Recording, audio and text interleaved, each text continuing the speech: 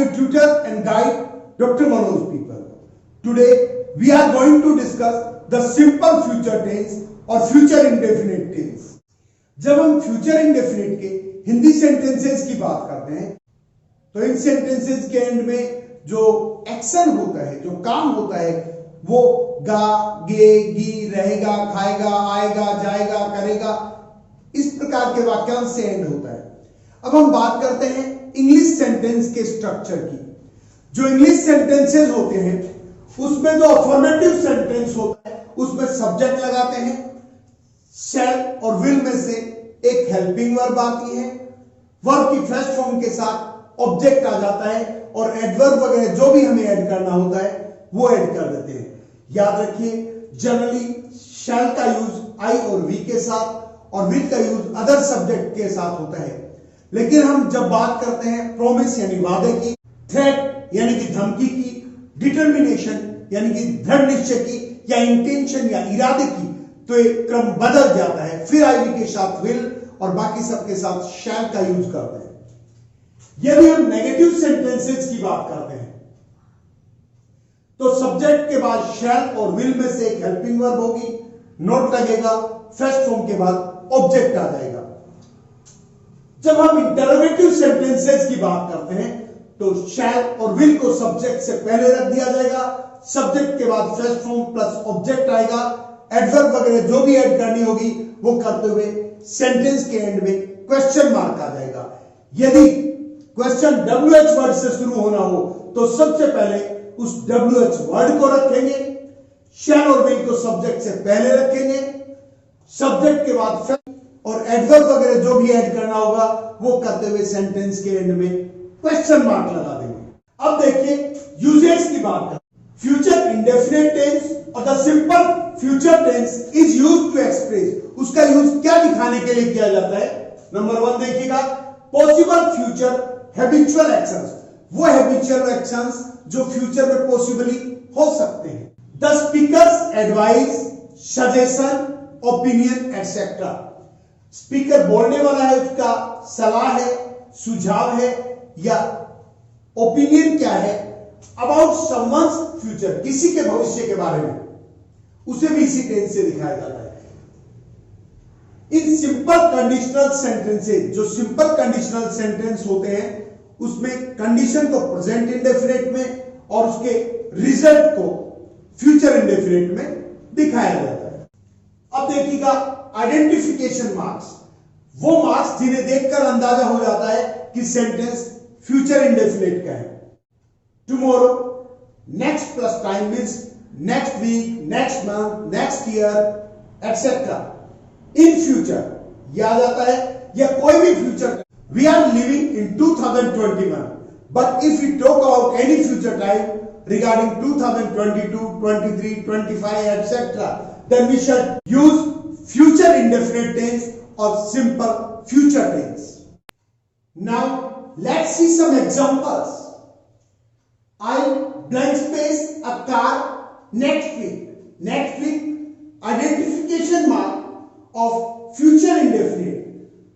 I के साथ हम shall का यूज करते हैं तो I shall first form by, I shall buy a car next week.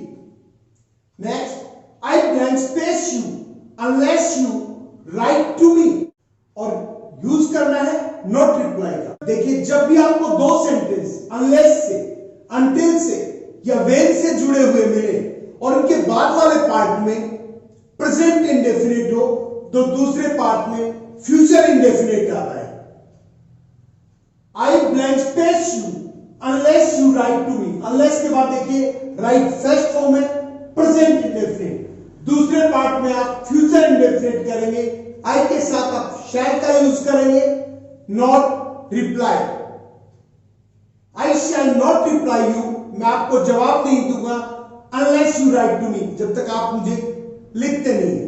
C the next one, I blank space here until. देखिए अंटिल आए, अंटिल के बाद शी कम्स हियर, अंटिल के बाद she comes back, comes present indefinite आए, दूसरे part में future indefinite आएगा, आई के साथ हम शैल का यूज करेंगे और first form wait as it is आ जाएगा। I shall wait here until she comes back. Next, if he works hard, he blank space this year. If he works hard, देखिए सिंपल कंडीशन है। Simple condition में condition को हम present indefinite में और result को फ्यूचर इंडेफिनिट में दिखाते हैं। ही के साथ हम विल का यूज करेंगे और past first form as it is आ जाएगी। If he works hard, he will pass this year. See the next.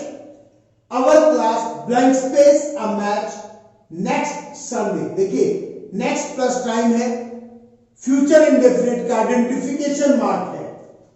हम will का यूज करेंगे, प्ले एज इट इज आ जाएगा। You blank space it when you see it.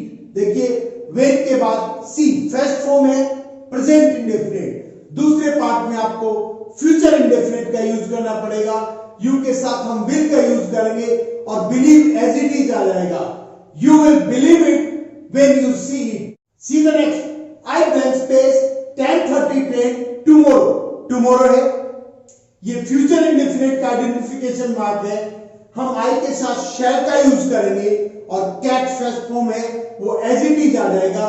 I shall catch 10:30 train tomorrow. You blank space when you are older. देखिए you के बाद are यानी B की फर्स्ट फॉर्म आई है, present indefinite है। When के बाद यदि प्रेजेंट इंडेफिनिट हो तो दूसरे पार्ट में फ्यूचर इंडेफिनिट का यूज करते हैं। यू के साथ हम विल का यूज करेंगे और अंडरस्टैंड एज इट इज आ जाएगा। You will understand when you are older. See the next. I blank space the result in a week. In a week आने वाले वीक की बात कर रहे हैं, फ्यूचर टाइम की बात कर रहे हैं, फ्यूचर इंडेफिनिट का यूज होगा। आई के साथ हम शैल का यूज करेंगे और नो फर्स्ट फॉर्म है, वो एज इट इज आ जाएगी। I shall know the result in a week. See the next. You blank space time to play tomorrow. Tomorrow next plus time हो, टुमारो हो, ये फ्यूचर इंडेफिनिट के identification marks हैं। You के साथ हम विल का यूज करेंगे, हैव वर्ब है, वो एज इट इज आ जाएगी। You will have time to play tomorrow. See the next example. You blank space in Delhi tomorrow. Tomorrow identification mark है फ्यूचर इंडेफिनिट का। सब्जेक्ट यू है, हम विल का यूज करेंगे और बी फर्स्ट फॉर्म है, रूट वर्ब है, as it is. Generally be की जगह हम इज एम आर और वॉज वर्ब का यूज करते हैं, बट मॉडल के बाद हमेशा रूट वर्ब यानी कि बी आता है।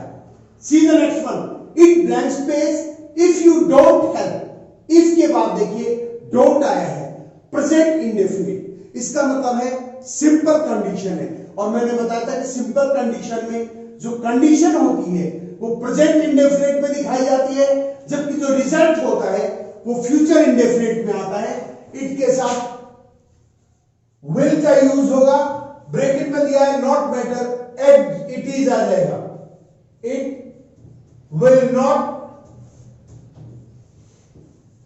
Matter. It will not matter if you don't help. See the next. He blank space it to you if you ask him. If के बाद देखिए आस्क फर्स्ट फॉर्म आएंगे, present indefinite, simple condition. Result वाले part में future indefinite आएगा। He के साथ हम विल का यूज करेंगे और वर्ब है लैंड, एज इट इज आ जाएगी। See the next. If he works well. देखिए इफ के बाद वर्क्स फर्स्ट फॉर्म एस और एस, प्रेजेंट इंडेफिनिट। रिजल्ट वाले पार्ट में फ्यूचर इंडेफिनिट आएगा। आई के साथ हम शैल का यूज करेंगे और पे है वो एज इट इज आ जाएगा। See the next one. Blank space see blank space if I bring my. देखिए आई के बाद ब्रिंग यानी फर्स्ट फॉर्म है, प्रेजेंट इंडेफिनिट। कंडीशनल वाला क्लोज है। कंडीशनल वाले क्लोज में यदि प्रेजेंट इंडेफिनिट आता है तो रिजल्ट क्लोज में हम फ्यूचर इंडेफिनिट का यूज करते हैं। ही के साथ हम विल का यूज करेंगे और will is always followed by the first form, so might will be used as it is.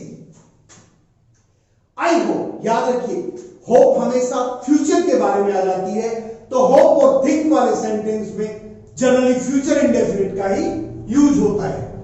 I hope I shell find, I hope I shell find, I don't think, मैंने अभी भी बताया है hope और think हमेशा हम future के बारे में करते हैं, फ्यूचर इंडेफिनिट का यूज होना है, ही के साथ हम विल का यूज करेंगे और वर्ब दे रखी है succeed, as it is use हो जाएगी।